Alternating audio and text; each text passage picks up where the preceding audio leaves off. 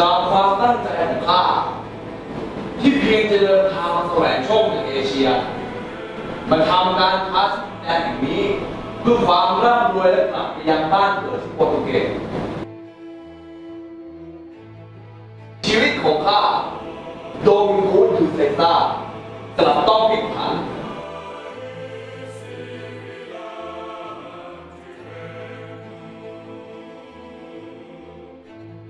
เมื่อพุทธศักราช 2066 ข้าได้ถูกจับที่ตะนาวศรีชายแดนหงสาวดีตอนออกหาเสบียงอาหารให้กับเพื่อนชาวโปรตุเกสที่กำลังสร้างป้อมปราการที่เมืองปาเซ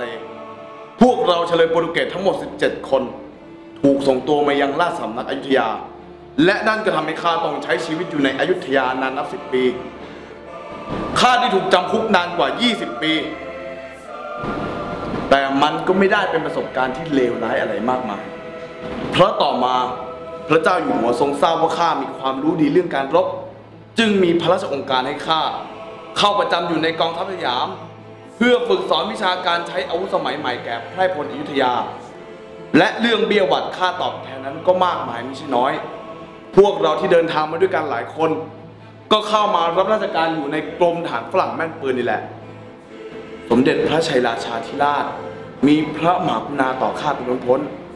พระราชทานตำแหน่งหัวหน้ากลุ่มกองดูแลตามแนวพรมแดนและข้าเนี่ยได้เข้าร่วมกองทัพของพระองค์เมื่อคราวที่ยกทัพรบกับเชียงใหม่ในพุทธศักราช 2088 จนได้รับชัยชนะและทุกวันข้าต้องทำตารางการฝึกทั้งยุทโธปกรณ์และยุทธวิธีการรบรูปแบบใหม่ป้อมเพชรก็ได้สร้างใหม่ได้ออกแบบและก่อสร้างตามแนวแบบป้อมปราการชั้นดีของชาติตะวันตกรู้ไหมแต่ก่อนสยามมีแต่คูน้ำคันดินเป็นทั้งกำแพงและแนวป้องกันข้าศึกส่วนปืนยาวเนี่ยปืนใหญ่ปืนสั้นปืนไฟก็เป็นสิ่งแปลกประหลาดสำหรับนักรบชาวสยามพอรบกันทีก็มีแต่มือเท้าเข่าศอกแล้วก็ดาบโล่แต่การรบแบบเผ่าอารยชนอย่างพวกเราเนี่ยไม่ต้องถึงตัวกันแล้วเล็งให้ดียืนกันไกลๆนี่แหละก็ลบกันได้และยังมีชุดเกราะนำเข้าที่มีทั้งหมวกและเสื้อเกราะแบบนี้ก็ยังช่วยป้องกันอันตรายจากอาวุธบ้านๆที่ยังใช้กันได้ดีอยู่ด้วย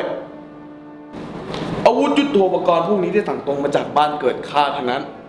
แต่มีบางชนิดที่ถูกดัดแปลงให้เหมาะสำหรับสรีระของนักรบชาวสยามโดยเฉพาะอย่างเช่นดาบจะมีขนาดที่สั้นกว่าที่พวกเราใช้กันอยู่เพื่อให้มีน้ำหนักและความยาวที่เหมาะมือว่าแต่สงครามของสยามตอนนี้ก็มีแต่พวกหงสาวดีพ่อค้าอาวุธชาวโปรตุเกสจึงเดินเข้าราชสำนักอยุธยาและเดินออกไปหงสากันไม่ได้ขาดทีเดียวแต่ไม่ต้องห่วงนะว่าใครจะได้เปรียบเสียเปรียบกันเพราะเพื่อนข้าคนหนึ่งได้ลงเรือลำเดียวกันมาจากโปรตุเกสนี่แหละแต่ตอนนี้ก็ประจำอยู่ในกองทัพหงสาวดีเรียบร้อยไปแล้วแต่ด้วยเกียรติของทหารรับจ้างอย่างพวกเราข้าขอให้ทุกท่านมั่นใจได้ว่าในนามของกรมทหารฝรั่งแม่นปืนประจำกองทัพสยามพวกเรานี่แหละพร้อมสละเลือดเนื้อและชีวิตเพื่อพระเจ้าแผ่นดินแห่งกรุงสยามและพวกเราพร้อมปิดชีพทหารฝ่ายตรงข้ามทุกคนไม่ว่ามันพวกนั้นจะมาจากสายเลือดเดียวกันกับเราหรือไม่ก็ตามนี่คือคำสาบานของข้าเลือดเนื้อของทหารรับจ้างโปรตุเกสที่ต้องเสียชีวิตไปในสมรภูมิรบนั้นไม่ได้สูญเปล่าพระเจ้าแผ่นดินแห่งกรุงสยามตอบแทนพวกเราได้สิทธิทางการค้าพระราชทานที่ดินตั้งค่ายโปรตุเกสและให้อิสระในการนับถือพระผู้เป็นเจ้าของพวกเราด้วย